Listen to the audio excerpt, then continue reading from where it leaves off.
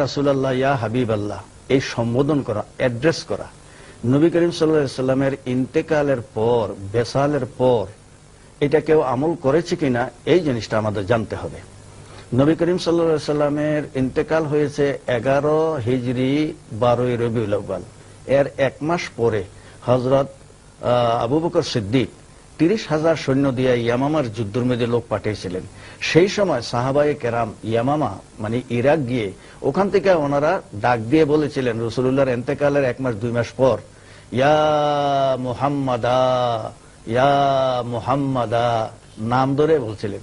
আমরা এখন বলি ইয়া রাসূলুল্লাহ, ইয়া হাবিবাল্লাহ, এমনি ভাবে 3000 নাম আছে হুজুরের।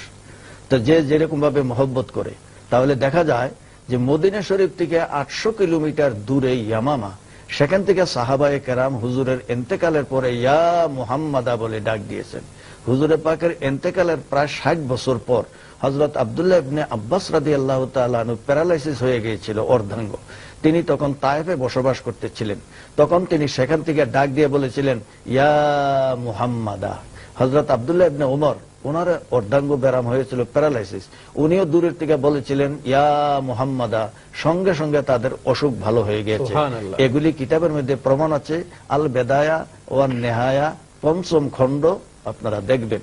অন্যান্য সমস্ত কিতাবের মধ্যে, তবরানী শরীফের মধ্যে আছে, মুজামে কবির, মুজামে সগীর, মুজামে আওসাত, বিভিন্ন কিতাবের মধ্যে হুজুরকে ইয়া মুহাম্মদ বলে ডাক দেওয়া এটা জায়েজ দূরের থেকে। কারণ ইয়া শব্দটা এটা দূরের জন্য যেমন ব্যবহৃত হয়, কাছের জন্য ব্যবহৃত হয়। যেমন আল্লাহ, আমরা বলি ইয়া আল্লাহ, আল্লাহ কি দূরে না কাছে? যদি বলি যে আল্লাহ তাআলা আমার কাছে, তাও ঠিক। যদি বলি দূরে, তাও ইয়া আল্লাহ বলা যায়।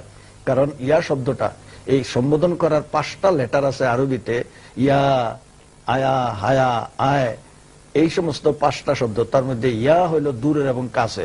তো এখন কথা হইলো যে ইয়া আল্লাহ বলা যাবে, ইয়া রাসূলুল্লাহ বলে শিরক হবে। ওনাদেরকে জিজ্ঞাসা করবে যে এইটা শিরক হবে কোন হাদিসে লেখা আছে, আপনি একটু বলুন। উনি জবাব দিবেন। তাছাড়া আরেকটা আমরা বলি এটা সাহাবীদের সুন্নাত। আলহামদুলিল্লাহ, অত্যন্ত চমৎকার। তাছাড়া এই যে আল্লাহ রাসূল নিজে শিক্ষা দিয়েছেন যে যখন কোনো পরেশানির হালতে যদি দোয়া করতে হয়, ওই যে এক অন্ধ সাহাবী, উনি যে হযরত উসমান বিন হানিফ, আল্লাহ রাসূল তো নিজে শিক্ষা দিয়েছেন যে মুনাজাতে এইটা বলতে যে ইয়া রাসূলুল্লাহ, আপনি সুপারিশ করেন, আপনি সুপারিশ করেন। এরপরে হুজুরের ওফাতের পরেও তো সাহাবায়ে কেরামরা আবার এই দোয়া এইভাবে করেছেন আল্লাহ রাসূলকে ইয়া মুহাম্মাদা, ইয়া মুহাম্মদ ইসফা আলী ফি হাজাতি, তো এইভাবে দোয়া করেছে। সুতরাং এটা তো হাদিস শরীফের মধ্যে স্পষ্ট রয়েছে। এখনো মদিনা শরীফে জিয়ারত করতে গেলে বলতে হবে ইয়া রাসূলুল্লাহ ইন্নী আতাইতুকা যায়রান ওয়া মুস্তাশফিয়ান। হুজুর, ইয়া রাসূলুল্লাহ, আমি আপনার কাছে দেখা করতে এসেছি এবং আপনার সুপারিশ প্রার্থনা করার জন্য আমি আসছি। আপনি আমাকে ব্যর্থ করে আমাকে ফিরে দিবেন না, নিরাশ করবেন না।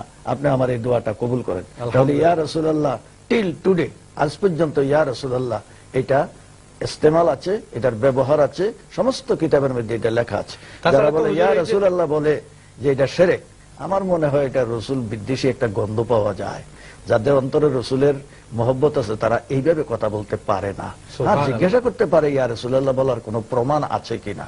আমি প্রমাণ দিলাম, এরপরেও যদি কেউ আবার জিজ্ঞাসা করে না অমুক সমুক, তাহলে বোঝা গেল যে তার মনের মধ্যে বিতর্ক সৃষ্টি হয়েছে, অন্য বাতাস লেগেছে। এটা ঠিক নয়। যেখানে হাদিস শরীফের দ্বারা প্রমাণিত হযরত উসমান ইবনে হানিফ অন্ধ ছিলেন, তিনি বাড়িতে গিয়ে বলছিলেন ইয়া রাসূলুল্লাহ। এরপরে দিয়ে যত অন্ধ লোক ছিল সাহাবায়ে গিয়ে বলছিলেন ইয়া রাসূলুল্লাহ। এরপরে দিয়ে যত অন্ধ লোক ছিল সাহাবায়ে কেরামের মধ্যে, তারাও এইভাবে ইয়া নবী আল্লাহ, ইয়া নবী আর রহমাত, ইন্নী আতাওয়াজ্জাহু ইলাইকা ওয়া ইলা রাব্বিকা ফাশফি লি ফি কাযায়া হাজাতি। ইয়া রাসূলুল্লাহ, আমি অন্ধ, আমার জন্য আপনি সুপারিশ করেন, আল্লাহর কাছে আমার জন্য সুপারিশ করুন এবং আমার মনোবাঞ্ছা যেন আল্লাহ পূরণ করে। জি হুজুর, অত্যন্ত চমৎকার। এই বিষয়টা আশা করি সকলের পরিষ্কার হয়ে গেছে এবং এটার কোনো বিকল্প নেই। যেহেতু আমরা আত্তাহিয়াতুর মধ্যে এটা আসসালামু আলাইকা আইয়ুহান নবিয়্যু, রাসূলকে তো আসসালামু আলাইকা আইয়ুহান নবিয়্যু, আইয়ুহা মানে অতি নিকটে, আইয়ুহান নবিয়্যু আর ইয়া নবী, ইয়া রাসূলুল্লাহ সমান, বরঞ্চ আইয়ুহা আরো নিকটে। ধন্যবাদ।